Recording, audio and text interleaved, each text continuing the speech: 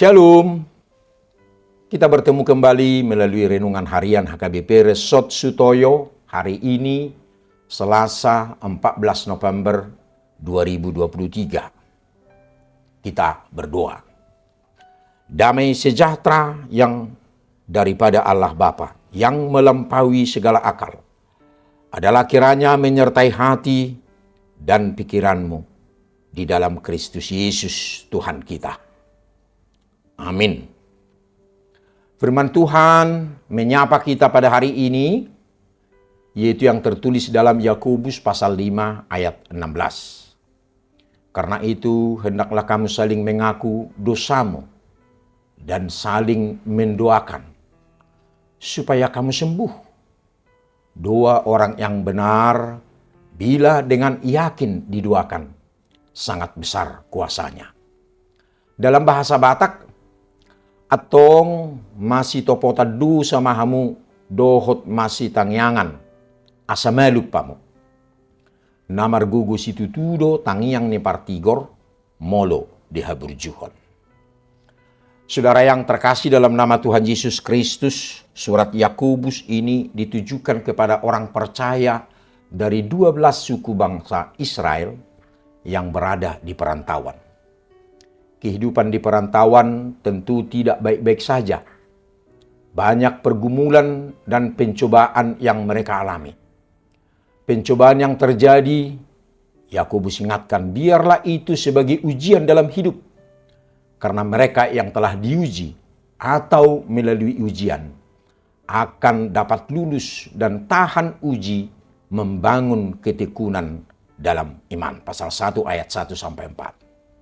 Di samping mereka membangun agar iman secara pribadi dapat memenangkan segala perkaranya, mereka juga harus membangun persekutuan yang kokoh, diikat oleh kasih Kristus. Nas kita hari ini mengingatkan untuk saling mengampuni antara satu dengan yang lainnya. Karena dengan saling mengampuni dapat membangun persekutuan yang erat.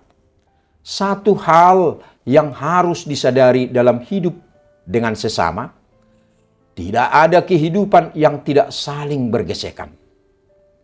Para leluhur kita juga mengatakan, Bakkoni hauna jonok masiososan. Pohon yang tumbuh berdekatan dimungkinkan dahannya saling bergesekan. Tidak ada hidup yang tidak menemukan perbedaan pendapat, yang kadang juga merenggangkan kebersamaan. Tidak ada manusia dalam sebuah komunitas yang tidak pernah berbuat salah. Karena kesalahan sebenarnya adalah hal-hal yang manusiawi. Artinya, setiap orang mungkin berbuat salah bagi sesamanya.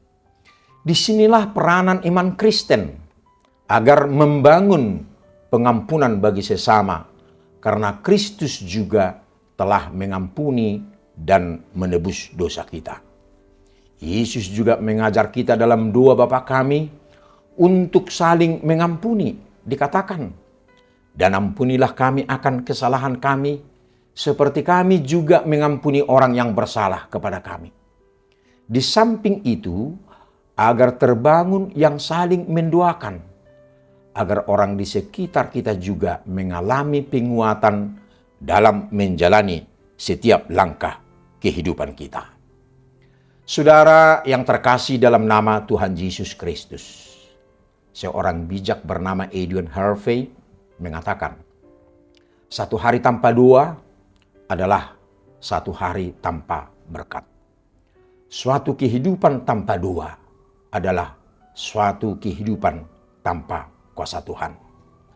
Melalui pandangan ini memberikan pemahaman bagi kita bagaimana peranan doa dalam hidup orang percaya. Karena hidup kita tidak dapat kita langkahkan tanpa kuasa Tuhan.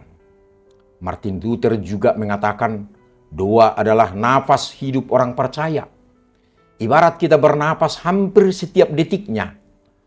Tanpa bernapas, tubuh akan kekurangan oksigen yang dibutuhkan hidup.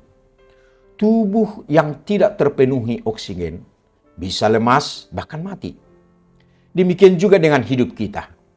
kita membutuhkan komunikasi dengan Tuhan.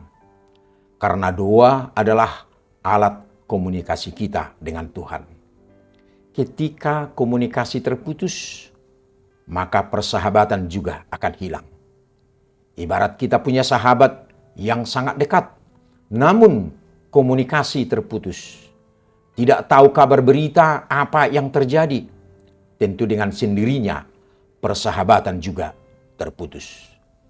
Demikian juga kita dengan doa-doa kita kepada Tuhan. Harus selalu membangun komunikasi yang hidup dan tidak pernah putus. Bahkan nas ini memberikan kepastian kepada kita. Doa orang benar sangat besar kuasanya.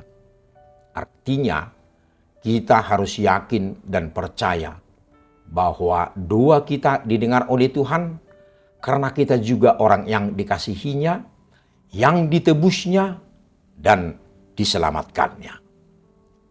Amin. Kita berdoa. Ya Allah Tuhan dalam Yesus Kristus, terima kasih firman-Mu yang mengingatkan kami agar kami saling mengampuni dan saling mendoakan. Amin. Saudara yang terkasih, selamat beraktivitas hari ini. Tuhan Yesus memberkati. Shalom.